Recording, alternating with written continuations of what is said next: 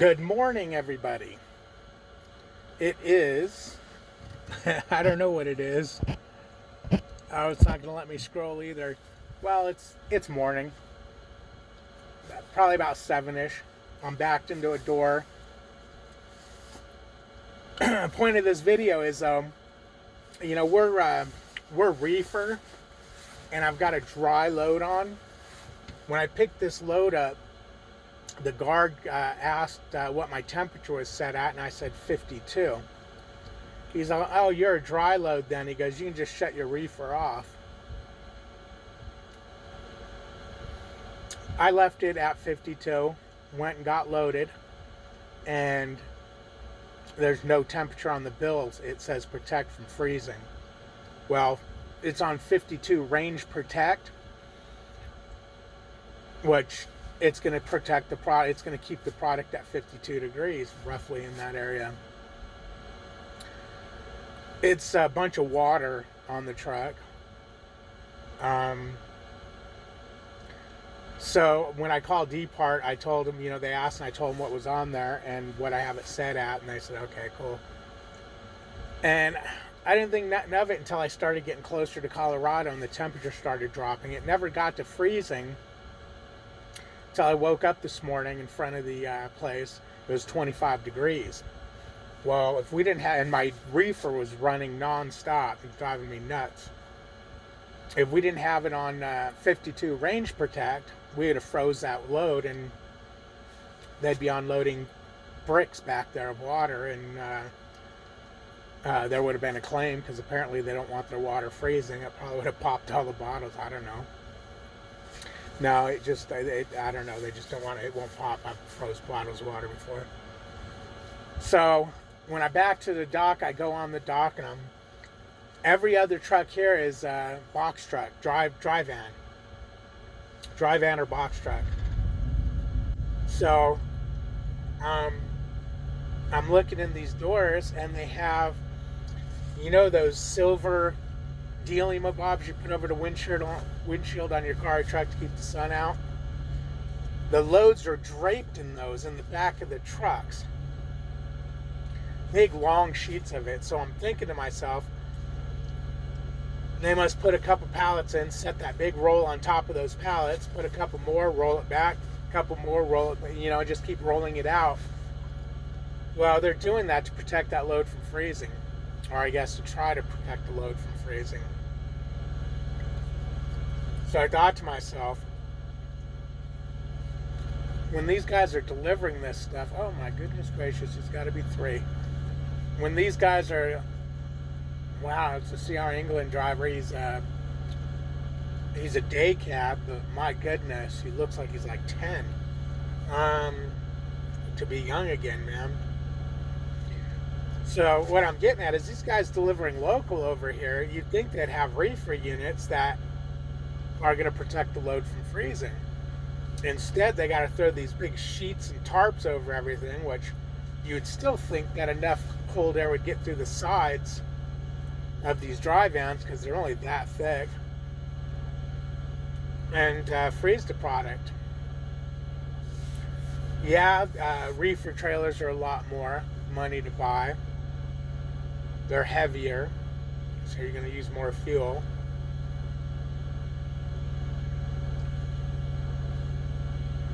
I guess they weigh the option and go, well, you know what, we got to really do a pain in the ass and risk losing product for this many months out of the year versus buying reefer trailers. So I guess that's why they don't have them. CR England is strong in this plant. Well, it's not really a plant. It's just looks like a distribution center.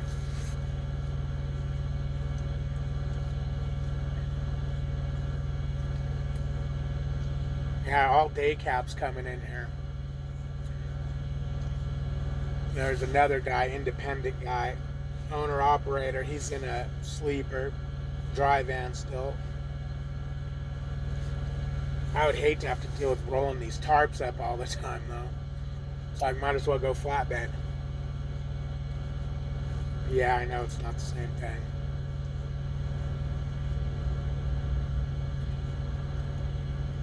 All right. Alright guys, like, comment, subscribe. It's just a little video to say hey.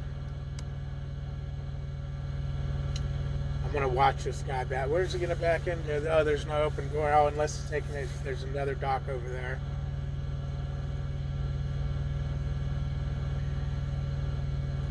Now he's gonna park.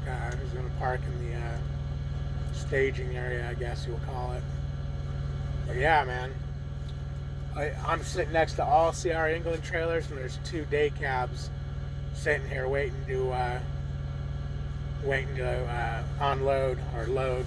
I don't know, probably unload. I bet you they're going to wait for me to get out at the door of one of their other trucks. I know it.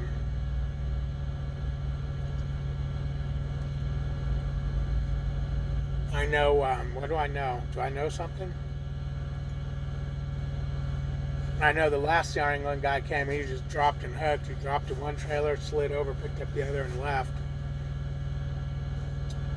Oh, you know what? They don't have a yard. This place is so small, they don't have a yard dog. So they have to just pick up their own trailers out of the doors. But it's been a non-stop stream of CR England in here. I mean, since I've been here, there's one after the other after the other.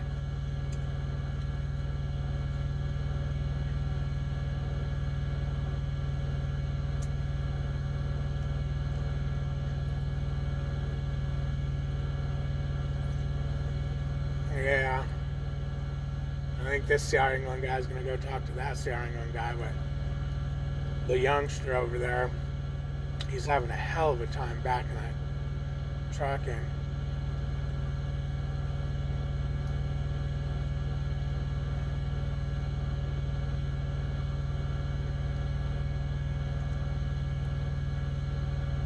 Now he's laughing about it with the older guy. You know, he made the gesture back and forth, back and forth. You know, which happens sometimes. Doesn't mean you're a bad driver.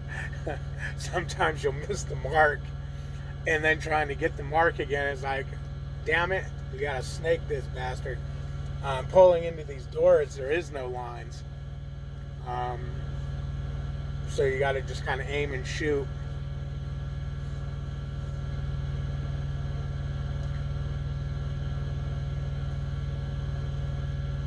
Talk to you guys later. What is today? Damn it, I wish I knew what today is. It's the 12th. But what day is it? 13, 14, 15. 15 is Monday, so it's Sunday. Saturday, so it's Friday. So I should be heading back to the yard to Springfield this next load to get me in for training. Get me in for training and get me in to sign a lease for a lease truck. You know, I was thinking about last night, depending on how the PSD training actually starts out, and you know, the student might want to watch me drive for a while. But if they drive right off the get-go, I won't even drive my new truck. But I know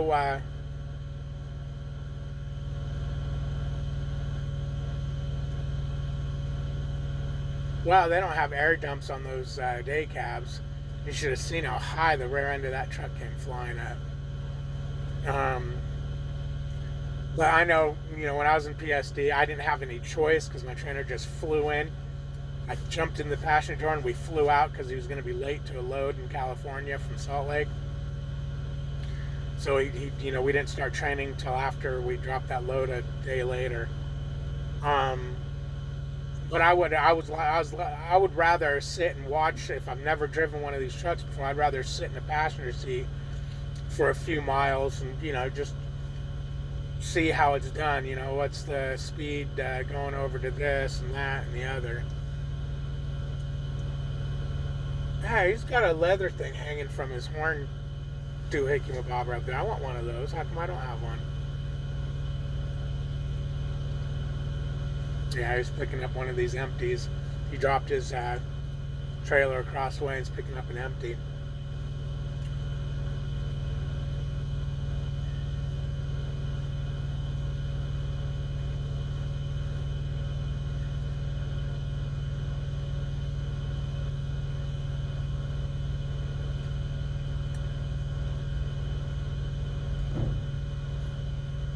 Ouch.